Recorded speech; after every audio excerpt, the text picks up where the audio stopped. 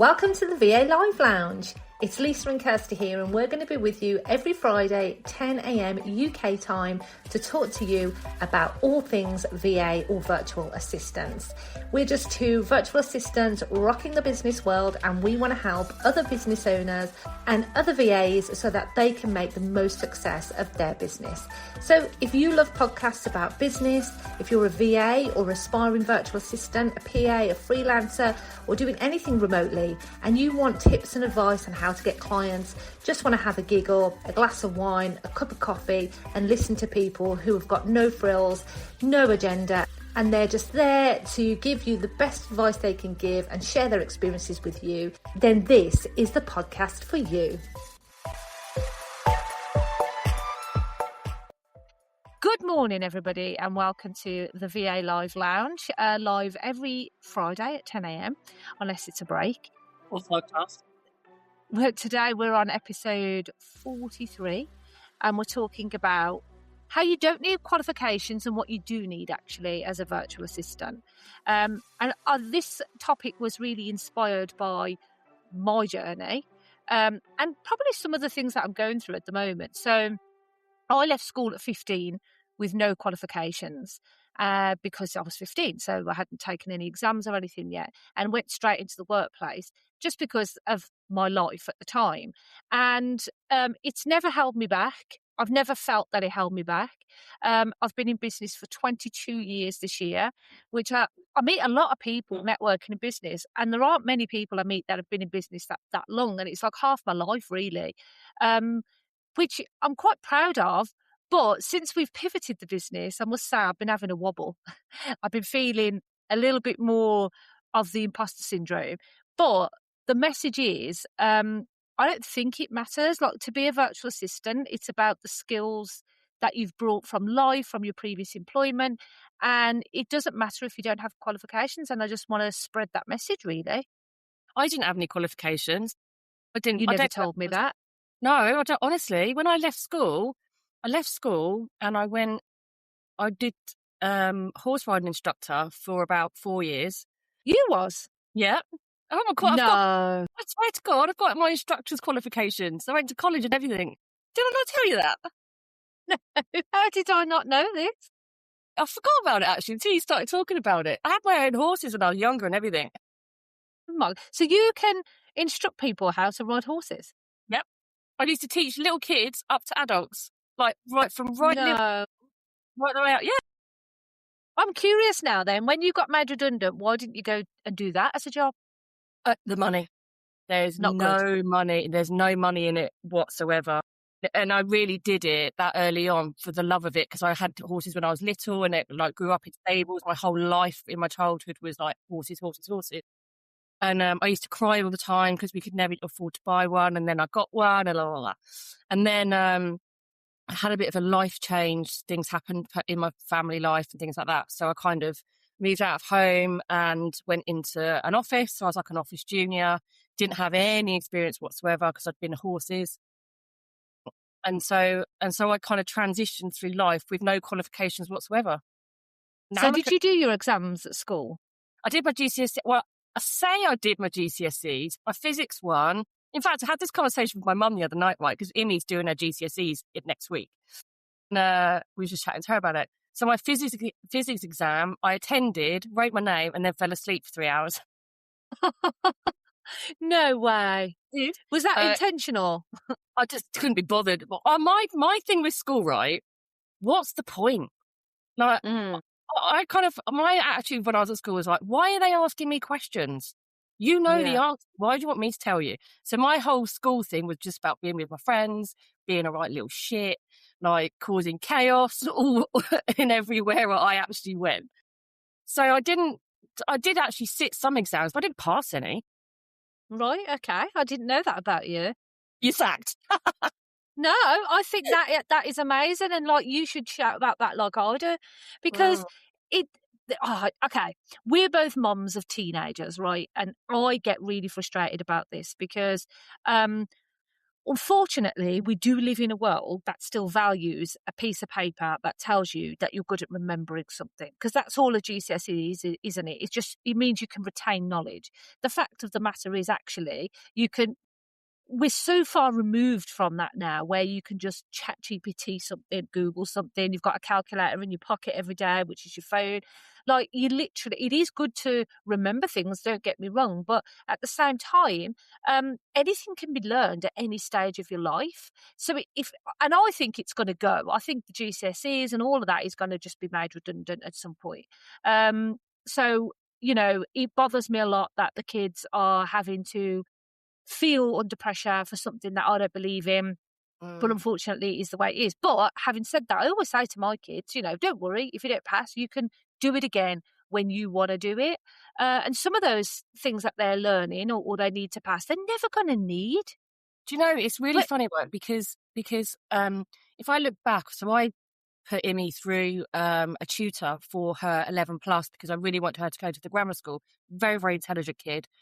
And she hated it. It cost me a small fortune and she hated every minute of it. She was very similar to me. Why have I got to do this? I'm doing fine at primary school, blah, blah, blah. And she didn't get into the grammar school. And actually, I'm quite glad that she didn't get into the grammar school because it's a girls' grammar school. So she wouldn't have had the interaction with boys. I'm not sure that's a good thing or a bad thing. But you're right. The pressure at the moment, she's so stressed at the moment. Like, I went into her room on Sunday night and she was just crying because she's revised. I think she did about 60 hours of revision last month.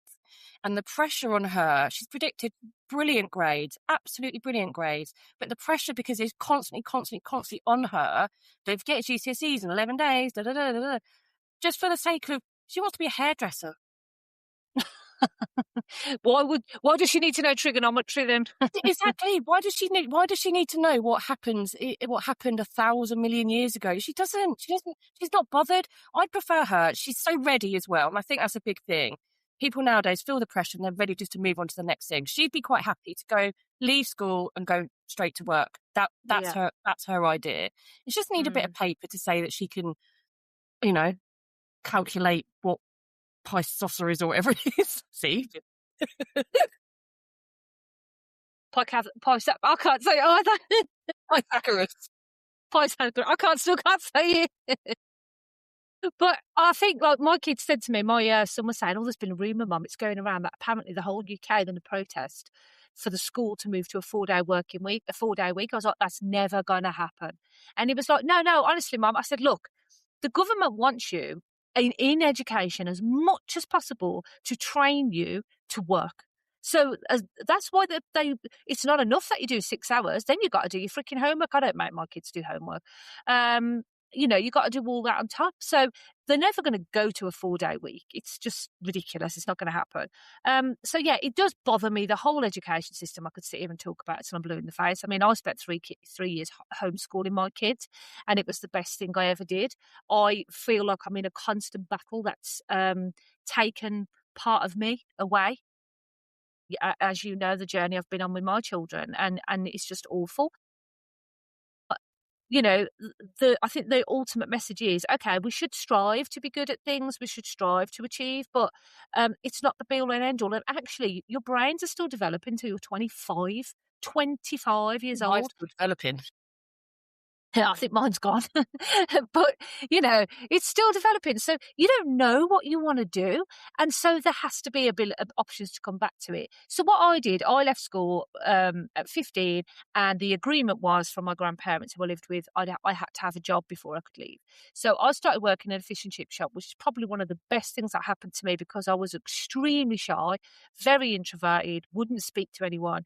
And it made me have to come out of my shell. And what you don't realise, you think, working in a fish and chip shop, stick of chips every day. But it gave me customer experience early on, like face-to-face customer experience. It gave me conflict resolution because you'd have complaints or you'd have problems. So it gave me all of these things, maths having to add up really fast, which I'm crap at, by the way. Thank God tills at the time started to come out telling you how much change to give. Otherwise, I was like, oh my God, what have I got to do? So it taught me all of these skills that I didn't even really appreciate that I was collecting. and I lived on my own. I moved out a week after I turned 16 and then had to budget, learned how to, to pay my bills and all of that kind of thing as well. But eventually I wanted to better myself. So I moved away. I moved to Weymouth when I was 18. And I got a job because it was like easy to get jobs then. Yeah, So it was easy to so get jobs easy, then. yeah. Oh, they were like 10 a penny. And I started working for Anglian Windows. So I was one of these people that rang up and said, you need a windows, doors, a conservatory. It's really annoying people. But actually, so it was in sales and I had no experience. I learnt off a script. It was those days where they didn't care. It was like no GDPR then. They're just cowboys. They've got your name on a board. Just ring Mrs. Jones until you're blue in the face and get her to sign a contract. And so I was learning then these skills and I ended up being really, really good at it. And they promoted me to an in-person sales at a garden centre. So we'd have a stand and then I'd do it there and I'd close deals and I learned how to do all of that. And then I ended up then working in a factory, New Look, which is based in Weymouth, as a hanging picker, so picking the clothes and sending them off, which I hated, flipping hate factory work, it's awful. And then eventually we came back to where we were living in West Bromwich at the time in the Midlands. And I was in a situation with an ex-partner where it wasn't great, but so we'd ended up on benefits, like on the dole, and he wanted a job as a HGV driver. And the only way he could do that at the time by being on benefits was they would sponsor it, they would pay for it, but you both had to be. So one of you couldn't go to work. So I wasn't able to go to work in order for him to get this driving license. But I could get access to what was, I don't know if you remember this, the CLATE courses.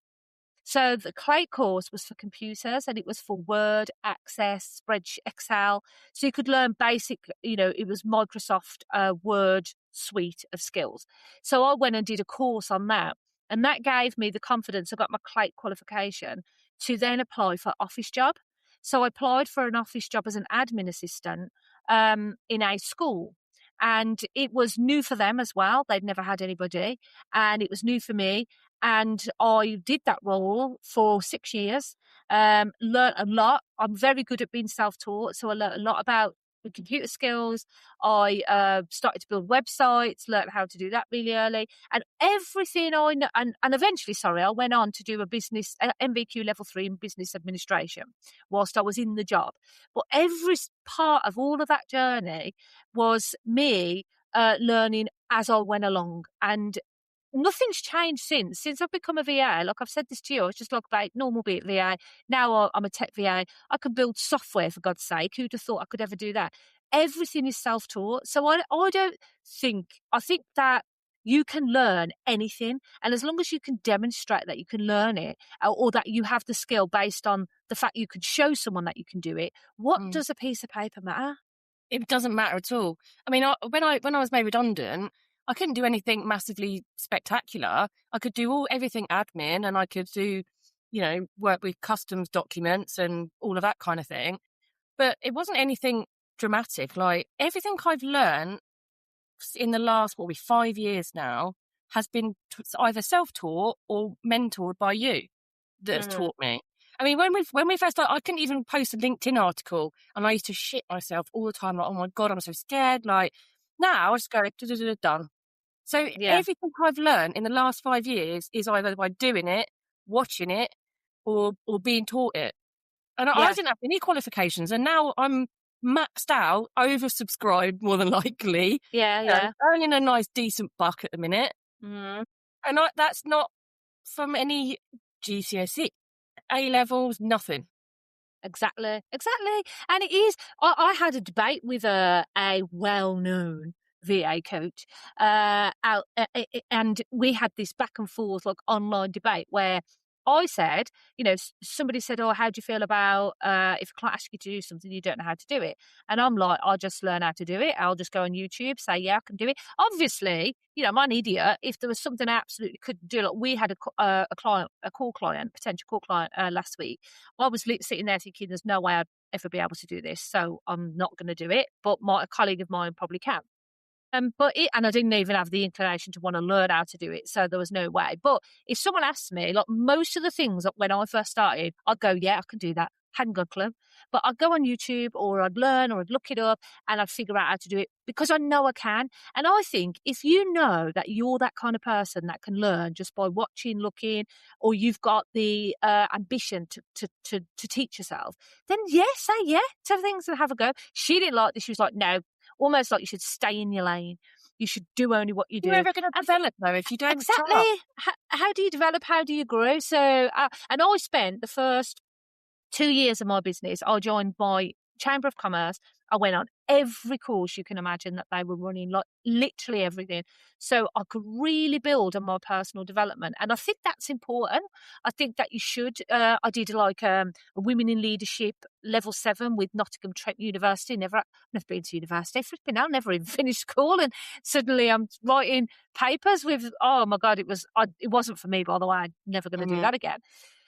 And then I've done like a lean management course. I've done a passive income CRPD. So I've done lots of things over the years to strengthen my knowledge. But none of it's like an actual, real, tangible qualification. And that's okay. You just can, if you can teach yourself something, just teach yourself. And I found it quite interesting. There's some things I would never, ever try and do, like web development. Nah, I get frustrated and that means I'm not enjoying it, so I don't bother. I'm never going to be a tech VA, but I don't need to be because I've got everything admin. I can do social media. I can do basic automation if it's not too massive, like 2 or 3 steps. But that's all that I need from my clients. I don't need to have that set of skills to be able to work with people. Yeah, that's it. It's not about learning everything. So you say yes to everything because you don't want to do things you don't enjoy. But it's not about feeling like you're substandard. So as a virtual assistant, you should charge pennies because you don't have qualifications. That doesn't matter. No, and I'll be honest with you. This is the thing that really annoys me more than anything. The amount of courses that VAs pay for to go on to get a certificate. Now, I've got courses for getting started as a virtual assistant, but these are just like low-cost courses to help you know the right way to do things. They're not a certificate at the end of it, but there's actual like certificated courses that cost loads of money that people are, I believe, scamming VAs out of. Yeah. To say this is going to, no one cares. Like there's not a single client, a single client has ever said, can I see your certificate to prove you can be a virtual assistant? No one gives a shit. What's that all about? It annoys me so much. It's like, really? I take VAs on all the time, right? So we've got a team. Have I ever asked any of you for your proof that you can be a virtual assistant? I do ask for proof on your skills, not a certificate to say, I completed the virtual assistant course 2025. You know what I mean? I wish I did have one of them. Why? Put on my wall. I've got so many certificates, right? They're even framed and I haven't got anywhere to put them now, but I could put them up somewhere, but it would probably annoy everybody that they're all over the place. But you don't need it. You just don't. You just don't need it. So any VA out there that is being talked into a paid course that gives you a qualification, you don't need. No. If you can demonstrate that, 100%. As long as you do have to have skills. You can't just come into this. You've been I don't know, let's say you've worked as a taxidermist for the last 10 years. And now you think you're going to be an admin person helping. That's just not going to happen. You probably got the personality of a plank of wood. So, that isn't going to work. But if you've got some computer skills, you've got organisation skills, you're really good at project management, diary management, you're really good at learning on the spot. Those are the basics you need. If you want to upskill then and learn how to do more CRM stuff, automations, social media marketing, as long as you can demonstrate that you've got a knack for these things, you can do these things, then that's it. Just go out there and do them. I know someone who's local to me who's an influencer.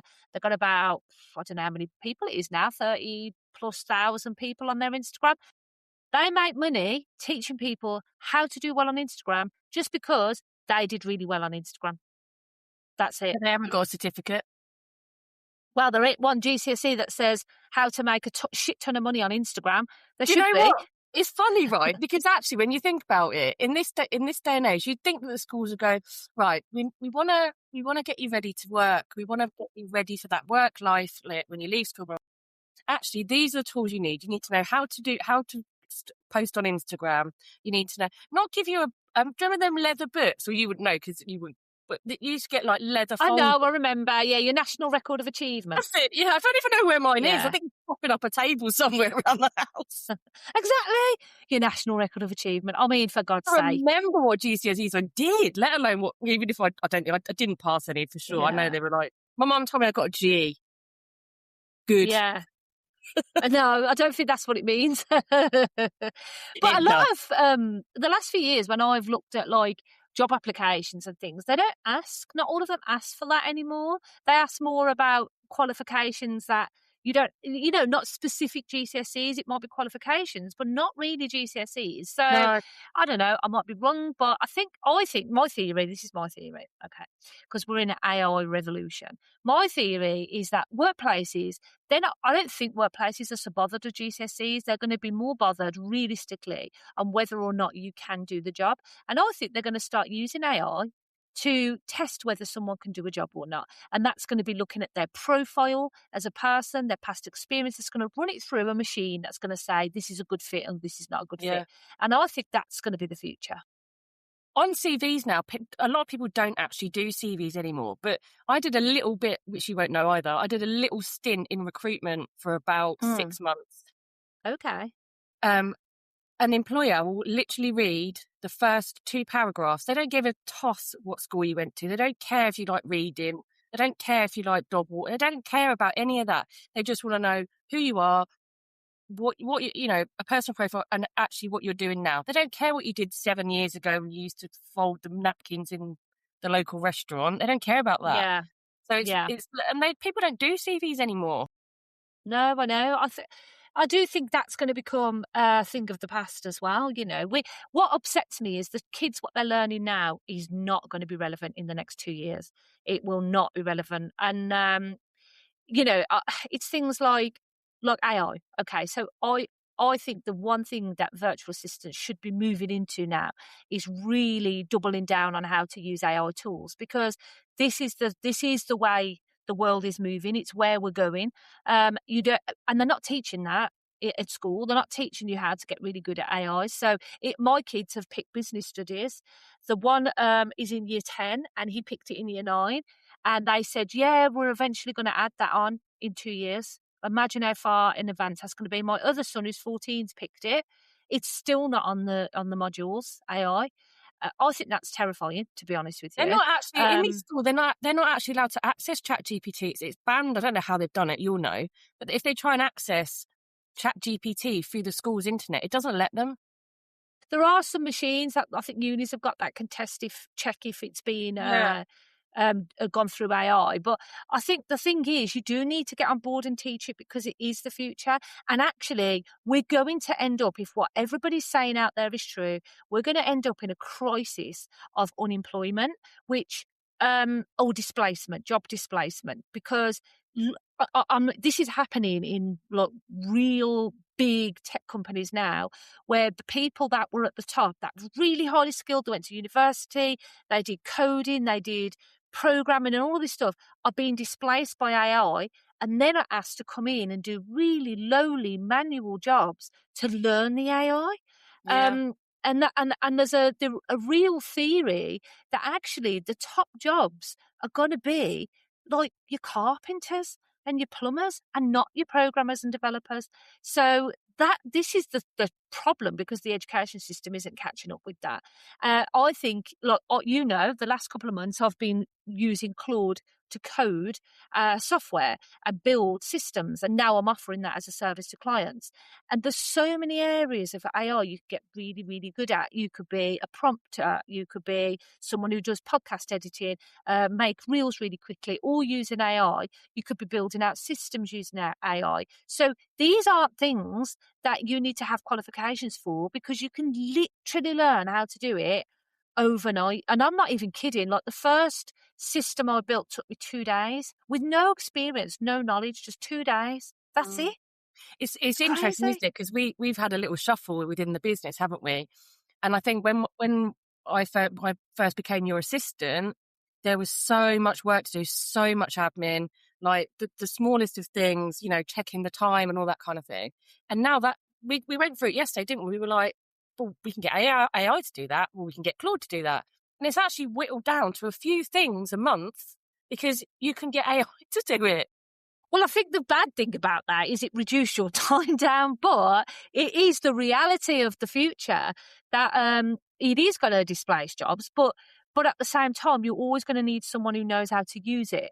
So, like Kirsty just said, that's true. Kirsty used to do she'd have to check the clients, see their time usage, look at our associates. Is there any risk of churn? Is there any upsell opportunities? And all of that would be quite extensive. And because we've built a system that the whole business uses, the whole company uses for client work, we've built that in where it just tells us at a glance who's at the churn risk, who's at the risk of.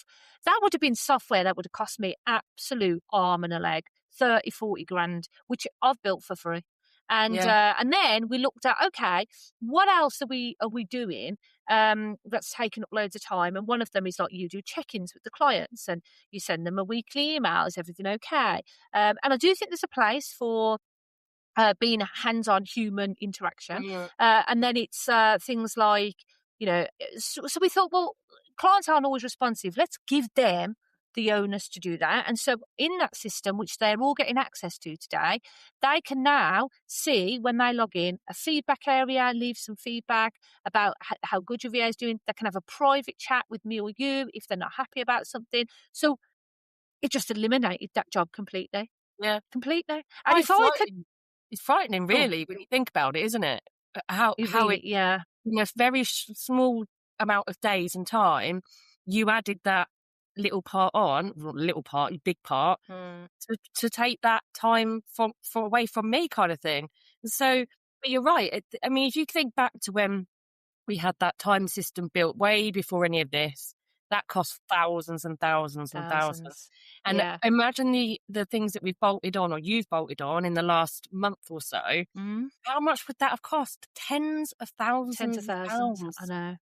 And you can demonstrate that if you can show a client that you can revolutionize their business and change their lives using AI, you can become invaluable to that person, and no qualification is going to teach you that. I think it'll probably come, there'll probably be really high specky AI jobs that, people will be looking for. But ultimately, so many people are jumping on the bandwagon now of going out into businesses and saying, let's do an AI audit. Whereas I look at businesses and say, where's your systems? Have you got a CRM? Now it's, have you got AI? Are you using it? This is how you could save this much money, because it is cost saving. It is saying, I think Uber had something like 7,000 people on the team, and now it's down to 3,000 because AI has replaced loads of those jobs. Now, I'm not a bigger fan of AI replacing jobs, and I actually do worry about AI because I think it's got the potential to ruin the world. But I think used right, it can have massive benefits. I do think in the next couple of years, we will see our very first solo billionaire without a team. Because there hasn't been one so far. And the reason there hasn't been one, because everyone needs someone, even if they've got a PA, or even if they've got someone that's a private chef or whatever. You've got someone on your team that's taking away some of the workload to help you build your business. So that's not a solo billionaire or millionaire or whatever. But that's coming.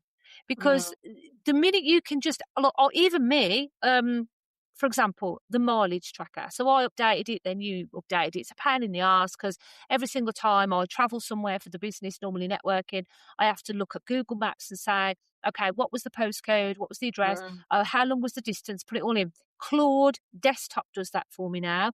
I've got my spreadsheet in a folder on my computer. It runs a schedule once a week. It does it automatically, where it goes into the folder. It goes into my Google Calendar, looks to see where I've been, what I've been doing, sends me a message and says, looks like you've been networking here. Can you just confirm if any of those work networking? I'll say, yeah, off it goes. It finds the address online, puts the details in the spreadsheet, saves it. That's it. Do you know what I mean? Like, it's just mental. It's mental. And so that's an admin's job that I don't need an admin to do. But the thing of it is, though, is that people won't understand how far they can push it. Do you know what I mean? So I think if you're somebody that's interested in getting really, I mean, it took me a while to grasp ChatGPT, and I've just started using Claude with one of my other clients, and I've just subscribed to Claude actually since you've been building systems in it. And I'm sort of like, it's a bit over my head, Claude, because it's more technical than, do you know what I mean? Like asking it questions, can you add this up and whatever. But I have been using it, and the more and more I use it, it is becoming more reliable. Yeah, I think you're right, what you've just said. Like, you've got to remember the reason clients come to you is that they're time poor. The very nature of why they need you is that they don't have the time to learn all of this stuff. So if you can get ahead of it and you only need to know a little bit more than someone else, that's all you need to know, just a little bit more, then it can be game changing. And I think VAs have got to do this. They've got to be getting ahead of it. They really do. But yeah, go on. It can be quite scary, though, I think. In what way? Just, I don't know, just what it can actually do. If I think back to like what you've built, it's madness to me. It's like, how I don't want to understand. I don't understand it. Is there a little man in the background doing it? Probably not. but it's sort of how it can evolve from going, can you just add this up for me, to building a timing system that everyone uses remotely. None of us are in the same office. We're all dotted around all over the place, but everybody can use it, and it's perfect for what we need compared to what we pay over 10 grand for. I know. And you all just pushed your invoices out yesterday and this morning. One click of a button. No one's had to work it out, add it up. And I paid everyone this morning as well, which was nice. I know. Did you pay yourself? I did. Yes, me and everyone else. Yes. So it is game changing, and it's freed up loads of my time. I say that I spend more time now coding than anything because I love it. I've got a little bit freaky about it, but now I'm offering it as a service, and I've gone from saying, yeah, we can help you for £300-400 a month to, yeah, I can build that for £7,000. Do you know what I mean? Like, that's how it can change a business. So, and you don't need qualifications for that. And I think we're in a really exciting time now that you could start a business and you can do it without any qualifications. And part of AI is helping people with that, to do that. So it is exciting, and it does poo-poo the fact that the world tells you you've got to have GCSEs, you've got to have these qualifications, because actually you can start a business with nothing. It's experience, isn't it? And there's that. I always battle with this. Like, if you don't give somebody an opportunity, how are they going to get experience? But then you want somebody with experience. Why are you going to get experience? The chicken and the egg. Yeah. Well, there's news reports all the time, isn't there, that graduates are really struggling. They're coming out of uni and they can't get jobs, and they're having to go and wait tables. Yeah. But they've just done biochemist 4 years in freaking Oxford. It's ridiculous. I still believe strongly that apprenticeships are one of the best things that you can do. And my kids, I talk to them about that all the time. I even say, unless you're going to be a doctor or a lawyer, you are not going to university. Don't waste my time with some Mickey Mouse degree. Well, I'm not paying for it. You can get into debt for it, love. But you know what I mean? I'm like, no, you go get out there, get hands-on learning experience. And that is what employers want. And there's no getting away from that. As much as schools try and ram down your throat that you need GCSEs for this, you don't. You know what you need GCSEs for? The next freaking part of your education. You need it to go to college, and then you need it to go to uni. But really, to get into the workplace, you need experience. Yeah, exactly. That's what I mean. And I think, like Imi's... her best friend works in a fish and chip shop, and she's like, oh, there's a job like for the summer. Do you think I could do it? And I was like, yeah. Her ideal would be to leave school now and go out into the world, get a bit of cash under her belt. That's all she wants to do, is work, get a bit of cash, maybe do a bit of traveling, get her own place. She doesn't give a toss about, what history can do for her in the next 10 years of her life. I've never used history, ever. I didn't do history, but that's probably why. No, you're right. Nothing. And actually, this is the same thing. My kids hate geography. And the reason they hate geography is because we're a travelling family. We've travelled a lot. We spent 5 months touring Southeast Asia. It's not about countries. It's about rocks. And it's about rivers, and it's not about mountains and mountains. I've got a really. Do you know what I think it is? I had this maths teacher. geography teacher, Mr. Jones, and he hated me, and he knew I hated maths, right? And he'd always ask me about maths, and I'd be there trying to find this shitty little town in New Mexico called Beavis, and I couldn't find it. And and the thing that scarred me for life, why do they don't need to know that stuff. Getting out there and visiting these countries is geography. Well, my kids, right, so there's like a game on YouTube, which is, name the flag of the country. And they blow my brain, right? They can name nearly every flag in the world. And most of that is because we've took such an interest and we've actively, physically got off our butts and gone and travelled. And what annoys me is schools saying parents can't take their kids out of school. The enriching experience they had by seeing other cultures, eating food in other countries, seeing other religions, traveling the world, having to read maps, having to navigate your way in a way that you take for granted in this country. In some of these countries, there's no Uber. There's no way you're just going to get a taxi somewhere. Some of them, you're on donkeys, for God's sake. So it's like they learned so much that school could never have given them that. Yeah. So I do believe life experience, not just work experience, but life experience, all the experiences that you've got from your workplace, your child, everything, all of that culminates in what your abilities are and what you can deliver to someone. It really comes down to self-belief, I think. It's believing in yourself. And I think that's what a lot of people struggle with, don't they? That speaking from experience, that's too difficult, I won't be able to do that. Rather than having a go, setting up a dummy account and having a go, which is actually how I learned Active Campaign with your support. So I set up an account and just played with it. So I've never done anything like that before in my life, and now I can use it. Wouldn't say to its full extent, but I can still use it. And I think they call it the university of life, isn't it? You don't do something, you don't go somewhere, you're never going to learn. And I think that kind of label of you got to have this qualification, you got to have that qualification, you got to be a master in, AI. It's just not. The pressure is on, and it's not needed. The stress is there, and it's not needed. You can literally pick something that you love and make that your thing. So you could have said, you know what, I love horses.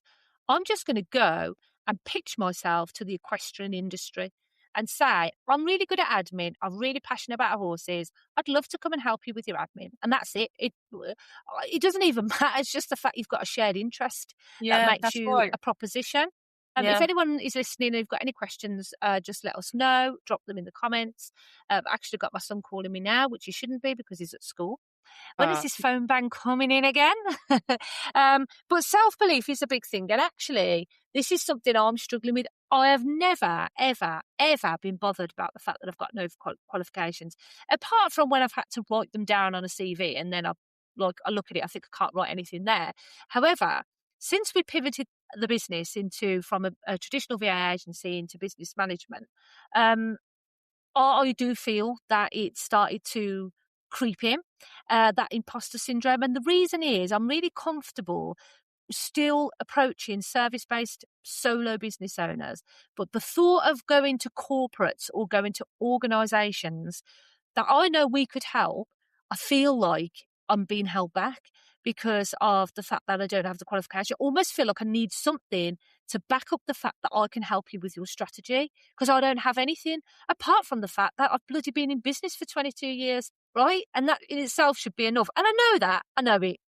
But one of the things you can do is you can invest in the right support. So if you feel like that yourself, there's mindset coaches. I have just invested in a 3-hour-a-day intensive with a business coach, which I'm really looking forward to, who I'm hoping is going to help me with that. They're going to help me zoom out of my own business, strategize, and help me understand that it's okay that I don't have these qualifications. So sometimes, as much as me and Kirsty's sitting here and people might be listening going, I feel like that. I feel like I have to charge £10 an hour because I'm not qualified. Please don't do that, by the way. You have to sometimes either listen to people like us and say, yeah, I'm inspired, I can do it, or go and get professional support. But what you shouldn't do is say, I'm not worthy. There's ways around it. You don't have to say, oh, I'll just back off, I won't do it. It does upset me when I see, this is the one thing that annoys me. I don't know why this happens. I feel like it's the only industry it happens in, I think, is the VA industry, where a new VA will come in and they will charge really, really low because they're new, but their experience is the same. And I always say, like, imagine if you're like the COO of a major NHS hospital and you're earning £120,000 a year. I don't know how much they earn, by the way. But then you go and work at another NHS hospital, but it's your first day there. So I'll drop to £60,000 a year. Like, it doesn't matter. Like, it's your first day. What matters is what you bring to the table, and that's what they have invested in. So if you're a new VA, but you're coming with bag loads of experience from admin world, from this world, that's what you charge for. I don't think any VA should be charging less than £35 an hour. No, I think you're absolutely right. But I think it's that, again, it's a bit like if I charge lower, I'll get more clients. But actually, what you'll end up doing is finding it difficult to jump from 10 to 35 because you'll only be able to go up a couple of quid. It will take you forever and a day to get up to what you're really worth. And then, you know, you've got all that experience for a really, really, really low hourly rate. Like, I've just started working with somebody that used to be with us separately because it's only ad hoc. And I'm still charging them the same rate. Yeah. Because that's what they paid for. They're happy to pay it. You know what I mean? It's not like, you shouldn't need to do that because people will look and go, well, this person charges 45, but she's only charging 12. They'll go, why is that? Because people people don't just go with the first person they meet, do they? And I think it's you've got to be careful with charging a low rate because people will look at that as a negative. Come back, Kirsty. I can't do this without you. Internet. I'm sure she'll be back in a moment. But if you are listening and you are worried that you don't have qualifications from anywhere, or you're not qualified to be a virtual assistant and you're toying with the idea of paying for a qualified course. Now, obviously, I've said I have a course. I have a 6-week program to help you get started as a VA. I have a program to help people go from solo VA to agency. But these don't come with certificates. They're not these like highly expensive courses that come with certificates because you don't need one. You do not need a certificate. And I'll guarantee you, I feel sorry for these people that pay for certificates because the minute you start working with clients, there won't be a single one that will ever ask you about your certification. And you might tell them you've got it, you might add it to your proposals, but no one cares. And that's the cold stone truth. Nobody cares. So I would say if you're a virtual assistant, you're a little bit worried, you feel like you don't have the qualifications to back up what you can do, but you do have the experience. That's all you need. You just need the experience. And everything else can be self-taught. Kirsty's internet's gone, so she won't be coming back. So I'm going to close there and I'm going to ask you to come back next week when we are going to talk about when is it okay to say no to a client. Oh, she's back. Well, you're back. I'm just closing off now, Kirsty. No worries. Back once again with the Renegade Master. I think I've gone now. Have you knocked off my visual? I can't see me. No, I don't think so. My internet went. Sorry. Oh, no worries. Well, that's tech for you, isn't it? Yeah. But yeah, so we're back next week to talk about when is it okay to say no to clients. So come join us in the VA Live Lounge. We're always live on Fridays at 10.